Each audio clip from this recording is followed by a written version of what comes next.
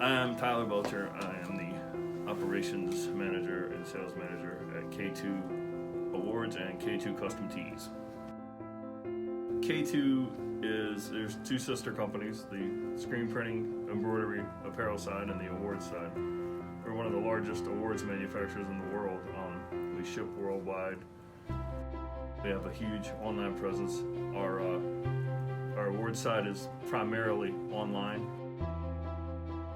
We don't do a lot of walk-in, just our local people walk-in, whereas our screen printing side is a little more focused in the area with breweries and bars, restaurants, catering, do a lot of the high schools, athletic teams.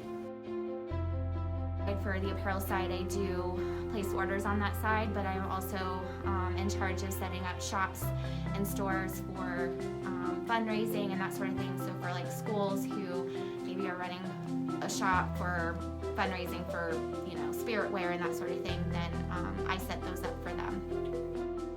So our busy season, really busy season, when we have unlimited overtime and everybody's working 12 to 13 hours a day, is mid-April through June, the end of June, because it's the end of the school year, end of sports teams. That's where we make the majority of what we make, and I was completely wiped out this year.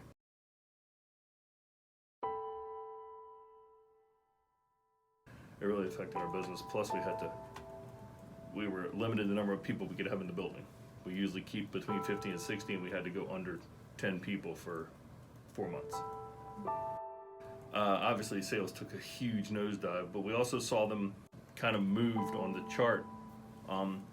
Your construction companies, your landscaping companies, with people in their houses more than they used to be, and with the stimulus money that they got from the government, they are doing a lot more home renovation, remodeling, and things like that. So we had a lot of companies that had a lot of money on the books at the end of the year that usually buy, X amount of apparel at the end of the year so that they can write it off.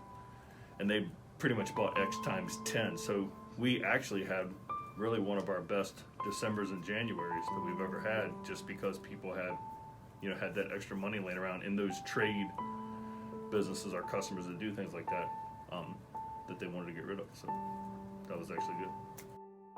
Before COVID, for awards side especially, our busy seasons were in April and October of the year, so that's when we often would stay open a little bit later. We'd often be working through, on the weekends, we'd have to come in and do hours. So the order volume was, on the awards side, was like 150 times more than it is now. It was pretty crazy. And then when COVID hit, we obviously went down from 50 people on our staff to 12, and I was one of those 12 people. So I had to work from home for 2 to 3 months, and from there I was pretty much the primary face. I was handling all of the customer service, emails, I was doing chats because we didn't obviously have anybody here to answer phones. So I was the customer service person. I was the only really main person to do that, which was pretty difficult. When you don't have a phone or anything like that, it's definitely hard. And now we're probably, we're level at this point, so we're not losing money, but yeah.